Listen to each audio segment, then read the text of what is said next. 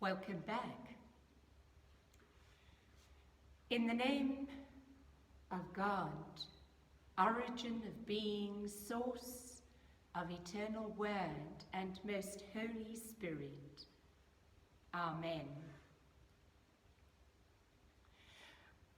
Was there anything you're aware of in the past couple of weeks that has happened that hasn't even been in your frame of reference? It was utterly inconceivable to you.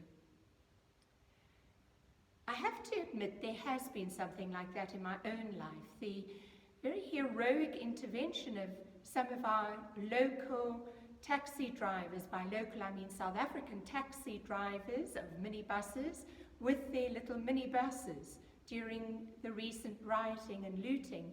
It wasn't even something that had entered my mind as a possibility. This could only have been the work of God. When Paul writes in that letter to the Ephesians chapter 3 verse 20, God is able to do immeasurably more than all we ask or imagine. Often when we are faced with seemingly insurmountable problems, we may have some possible solutions, but not the resources with which to apply or address these problems. And then we often ask God to supply these resources. There's nothing wrong with that, but surely this is reducing God to the size of our imagination. So I would like to propose instead, what about doing one thing that we can do and pray that God will do what we can't even begin to conceive of, like touching the hearts of minibus taxi drivers to form human and vehicle barricades of protection around shopping centres and hospitals, and to provide safe escort to elderly people needing to do some urgent shopping. Is this also not part of our gospel story for today?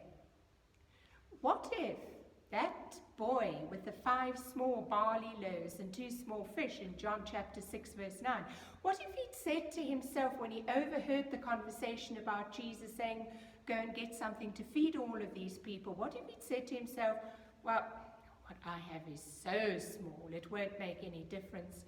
I can't possibly help to feed this huge crowd. And as a result of those thoughts, he withheld what he had. But as we know, that's not what he did. He did not let bigness, huge numbers intimidate him. He gave the little that he had, not knowing, not even imagining what Jesus would do. Even the disciples had no concept of what Jesus and God would do. In fact, Andrew goes so far as to be quite skeptical and dismissive. He says, well, with these 5 small barley loaves and 2 small fish, how far will they go among so many? That individual contribution amidst the massive needs all around. I mean, that's an attitude that is so prevalent still in our culture today, maybe even in your and my mindset. There's even a tinge of despair that can creep in so easily. We find ourselves asking, what can I do in the face of a pervasive economic crisis, unemployment, figures that are skyrocketing, poverty, the enormity of what so many of us are facing can leave us feeling powerless, ineffectual, without influence, utterly useless. It feels almost like we are facing a Goliath and we're a parody, a comic version of David. But time and again in our God story, we see that if something is really calling us to do something about unemployment, peace, the environment, feeding the hungry, we must do it. Just one thing. One small thing is sufficient as a catalyst for God.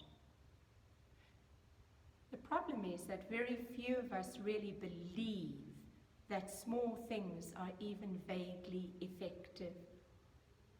To do small things in the face of the huge feels almost pathetic. In a way, the feeding of the 5,000 men, note they say that, 5,000 men, not counting women and children, so what, it could have been between 15 to 20,000 people. But that feeding of those people is precisely this. The boy was powerless to feed all of these people from his meager resources, but there was one thing that he could do.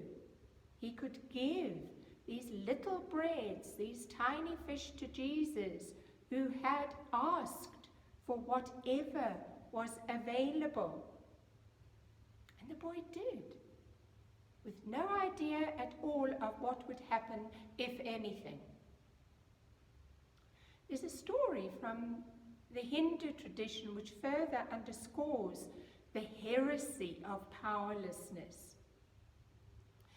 Apparently, once upon a time in the Himalayas, there lived a tribe of about 80,000 monkeys and their mighty monkey king, so 80,000 plus one. They lived in a valley where a special tree grew on the banks of a river which ran through the valley. In spring, the valley was suffused, permeated with the most glorious perfume which came from the white blossoms on the tree. But by late summer, early autumn, these blossoms had already fallen off, and the largest, sweetest fruits in all of India grew there.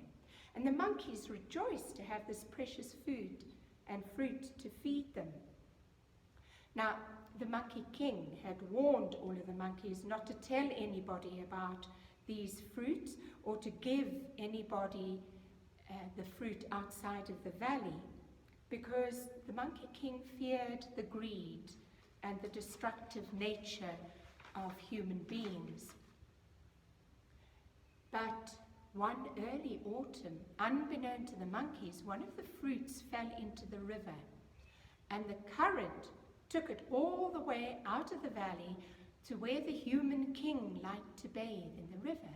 And there were fishermen using fishing nets also in that river. The fishermen caught this extraordinary fruit in their nets and gave it to the king. The king marveled at the size of the fruit and delighted in this gorgeous taste. And so he decreed that the source of the fruit must be found.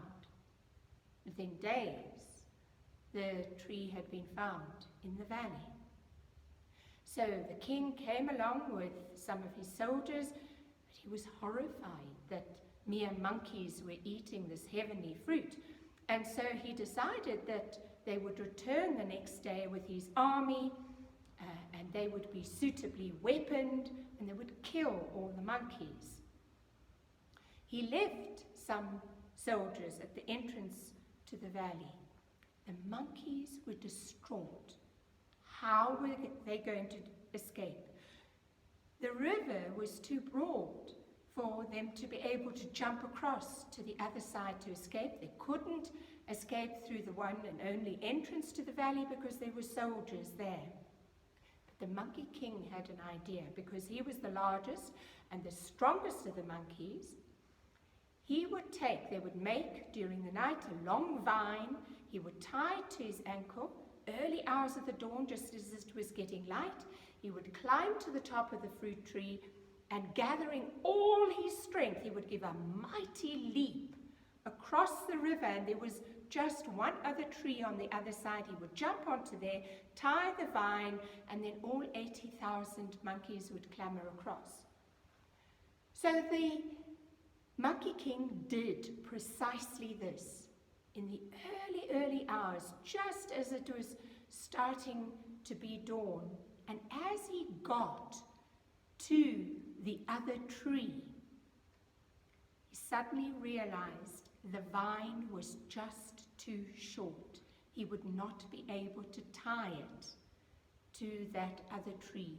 The only way those 80,000 monkeys would be able to cross, and there was no time for him to go back, and he'd used up all his strength. They had very limited time before the king and the rest of the army would come back. The only way they would cross is if he stayed with his legs, because that's where the vine was drawn, and his legs and his back became a bridge, and his arms held onto the tree. And that's what he did. Monkey King became the bridge.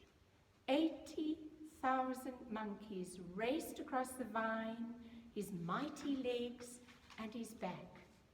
And as the last of his subjects reached safety, his back collapsed, the vine broke, the Monkey King fell to the ground, limp, broken, in great pain. Now, the human king had arrived in time to see the last 100 or so of the monkeys escaping, and the great feat of this Monkey King. And when the Monkey King fell, broken, dying, the human king swam across the river, and he came and knelt next to the Monkey King and said, "You have given your very life and all your strength to save your people."